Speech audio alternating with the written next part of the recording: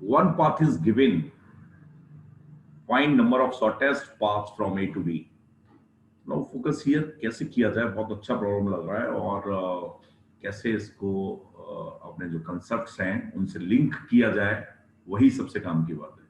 ध्यान से देखिए, एक पाथ है, मैं यहाँ पर थोड़ा सा और बनाता हूँ। ये कितने हैं ग्रिड, ग्रिड प्रॉब्लम है, अच्छे से फोकस करिए। ये मेरे पास 1 2 3 4 5 है, 1 2 3 4 5 है, और 1 2 3 4। ओके, तो 1 2 3 4 मतलब 4 यूनिट, उसे एक पाथ ये भी है।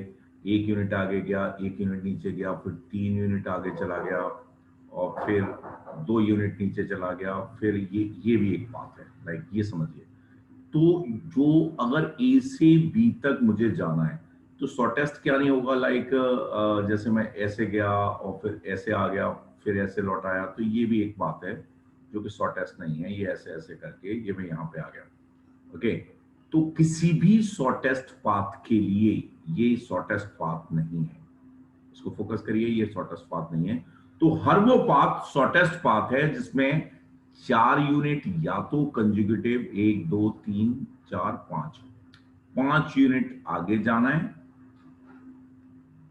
5 यूनिट फॉरवर्ड जाना है, और 1 2 3 4 और 4 यूनिट नीचे की तरफ आना है, डाउनवर्ड डायरेक्शन में आना है 4 unit.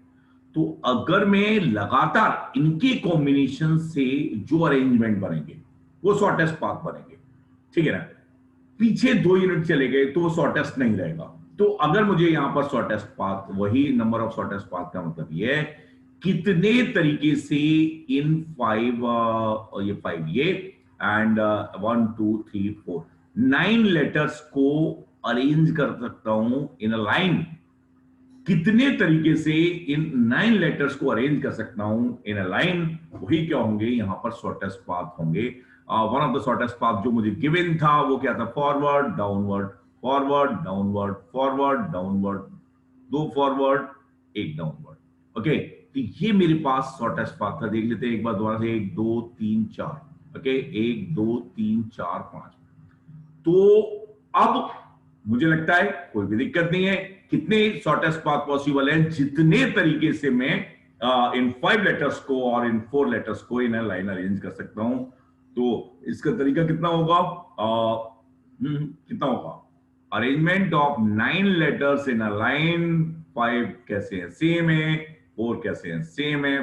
Factorial 9 upon factorial 5 into factorial 4। Okay, तो ये मेरे पास आंसर आएगा, जो कि लाइक ये सिंपल सी बात है, लेकिन यहां से लिंक करना ये थोड़ा सा काम की बात थी कि शॉर्टेस्ट पाथ उतने ही होंगे जितने तरीके से मैं 5 लेटर्स को, यहां पर ये 5 अलग लेटर्स हैं इनको, और 4 इनको, और डी को, डाउनवर्ड को लाइन में अरेंज कर सकता हूं। ओके, तो मुझे लगता है समझ आ गया है, और कोई भी इसमें दिक्कत नहीं है। ये एक अलग कंसेप्ट है कि भाई 9 लेटर से कितने वर्ड बनते हैं, फैक्टोरियल लाइन इन लाइन कितने अरेंज करेंगे फैक्टोरियल लाइन, और 5 अलाइक हो 4 अलाइक हो तो इनके कॉम्बिनेशन से कितने बनेंगे फैक्टोरियल 5 और फैक्टोरियल 4 इंटू एक्स। लेट ये मेरे पास तीनों ये अलग, अगर ये इनको मिला के कितने बनेंगे उसके नंबर एक्स मान लिया तो ये फैक्टोरियल 9 आ जाएगा। इसके हेल्प से आ जाता है ये रिजल्ट।